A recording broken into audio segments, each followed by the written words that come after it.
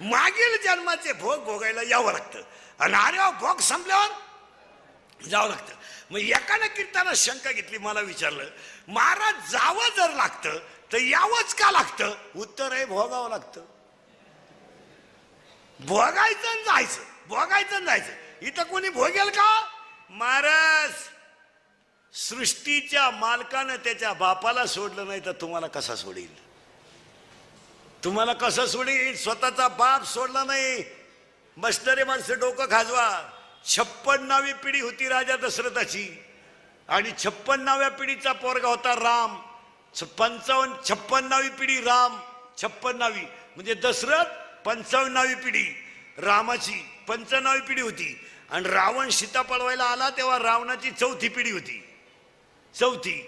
रावणाची 4थी पिढी होती. पुल ब्रह्मदेव, पुल काश्यप, पुलश्य आणि रावण, ही 4थी पिढी होती. रावण सीता पळवायला आला. आतापर्यंतच्या एकाही ग्रंथात रावणाचं वय नाही, कारण त्या पठ्याच्या वयाचा अंदाजच कोणाला आला नाही. मी काढून देतो तुम्हाला 2 मिनिटात, पटलं तर बघा. रावणाला बायका होत्या 80,000 ठोक. मग वर्षाला एक बायको धरा, किती झाले? 80,000. बरं त्यानं जलमल्या बायको केली का? पहिले 15 धरा. मग सीता पळवायला रावण आला तेव्हा रावणाचं वय होतं 95,000 वर्ष. तेव्हा सीता होती 18 वर्षाची. आणि मग सरकारनं हीच नियम वाचला आणि पुरीचं वय 18 केलं. त्यांनी काही पारायण नाही केली कुठं.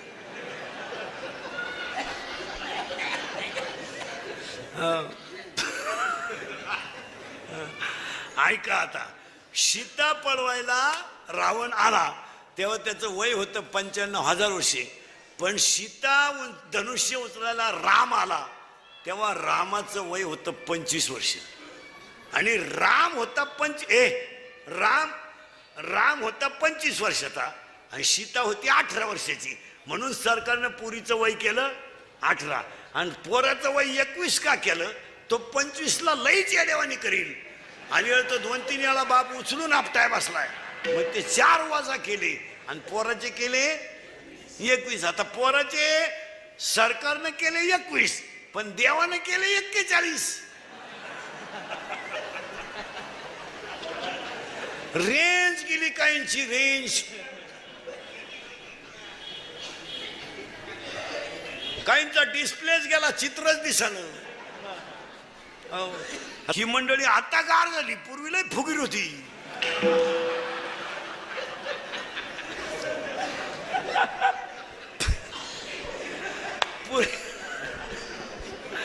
पूर्वी कशी होते माहितीये का महाराज? ही मंडळी पूर्वी कशी होती महाराज? एक का होईना माणूस पण मुंबईला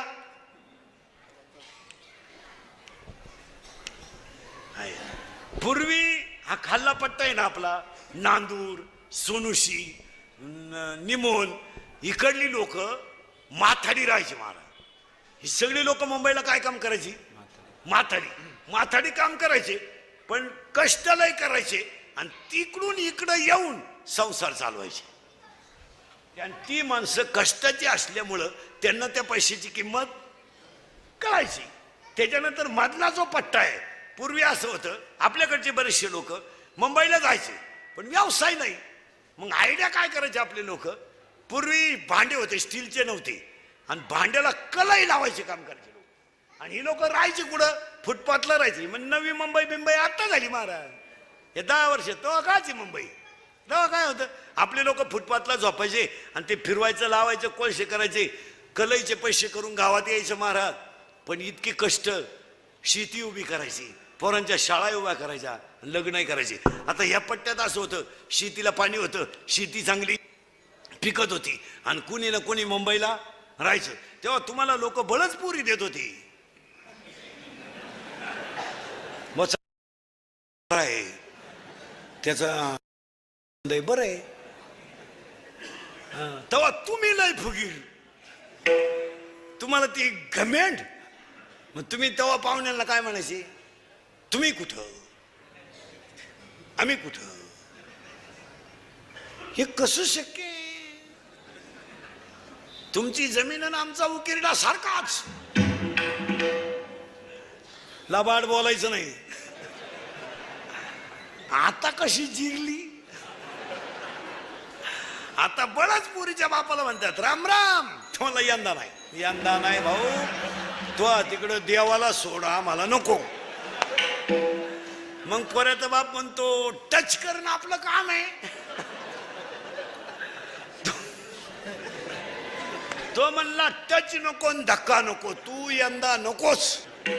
मग आता त्या पुरीच्या बापानं इंद्रिकरचं कीर्तन ऐकल्यामुळं ते हुशार झालंय. ते आता डायरेक्ट काय म्हणते माहिती का, यंदा नाही. हो बघा, मग आता पुरीचा बाप हुशार झाला, कीर्तन ऐकलं. तो आता डायरेक्ट काय म्हणतो माहिती, मी आज साहेब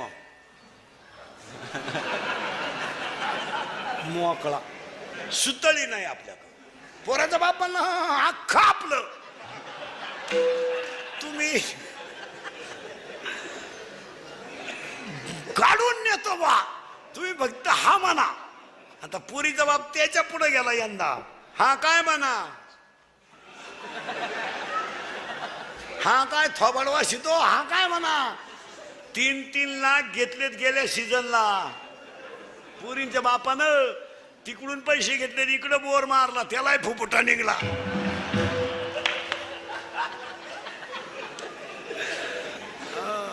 आता या 2-4 वर्ष जेवढे लग्न झालेत ना महाराज, पुरीचा बाप खिशात हातच घाली ना, सनाट तुरा काढितो कार्यालयात.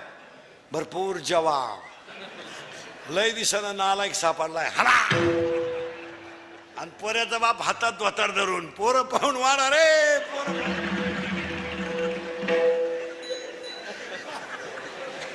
पोरीनो तुमच्या बापाच्या दारात आहे ना अशी रांग लागणार आहे 2-3 वर्षात. रांग, मुलगी द्या, मुलगी द्या, मुलगी द्या.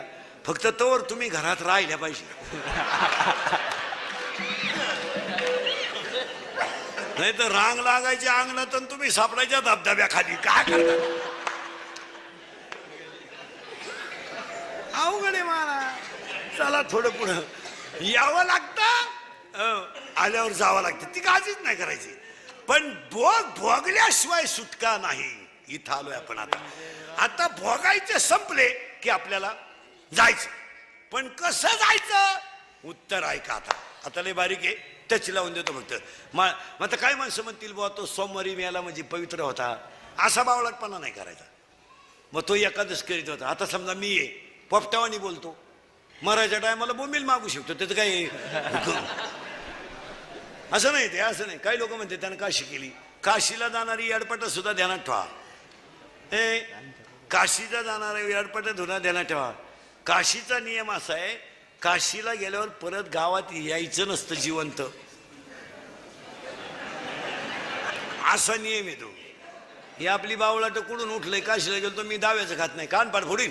काशीचं दावीत असं, पण तुला जायलाच कोण सांगितलं होतं काशीला. काल शक माराय गेला, 7-8 हजार रुपये बोराळे, गाई दुधाला कमी पडली आणि दोन्ही पोरं वायली निघली. हीच काशी झाली. काय झालं काशी. बरं काशीची हौस आपल्याला नाही लई. हिला फक्त ट्रिप काढणारा बाबा भेटला पाहिजे. बी लागलीच त्याला. या हिन गचपान घेऊन निघली काशीला. काशीचा नियम आहे, 12व्या देत ओवी आहे. मी ओव्यांप्रमाण 5 पर्यंत येणार. मोक्ष देऊन उदार होय कीर काशी, शरीर ते ठाई वेच की जे.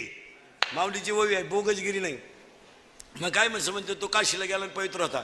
मरायच्या अटी सांगतो, मरून सुद्धा दाखीतून पहिल्या कडव्यात घालतो. माणसाचा मृत्यू दिवसा झालेला असावा. जरा नीट ऐका, उगत बावळाटपणा नका करी जाऊ. काही लोक म्हणले तू दिंडीत मिळाला, तो आजारीच होता. हे असं नाही. जसं आता लोकांनी एक झटका काढलाय, अटॅक अटॅक अटॅक. एज्युकेटेड लोक नीट ऐका, attack is a not a disease.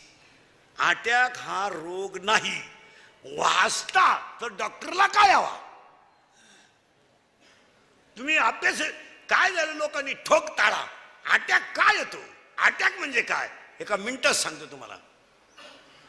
तुमच्या मनावर एखाद्या गोष्टीचा आघात जर झाला तर ती गोष्ट तुम्ही कुणापाशी तरी बोलून दाखवली पाहिजे, म्हणजे ती गोष्टीचं भांडवल कमी होईल. आपल्या घराण्यातली इज्जत जाऊ नये म्हणून घरातली संकट माणसं स्वतःच्या अंगावर घेऊन जगतात. काय मत आहे.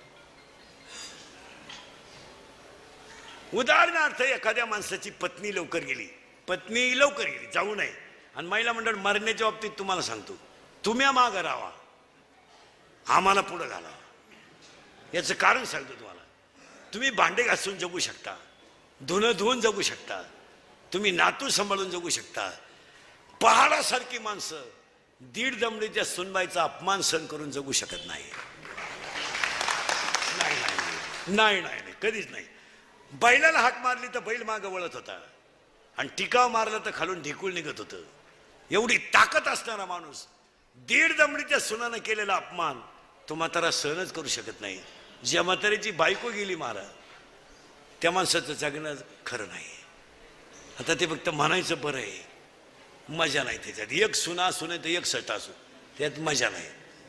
71 असल्या तरी चालतील आणि 91 असल्या तरी चालतील, काय उपयोग नाही त्याचा. महाराज बायको येडी आहे, आंधळी आहे, कशी असू द्या, पण त्या माणसाला औषध देणारी पाणी देणारी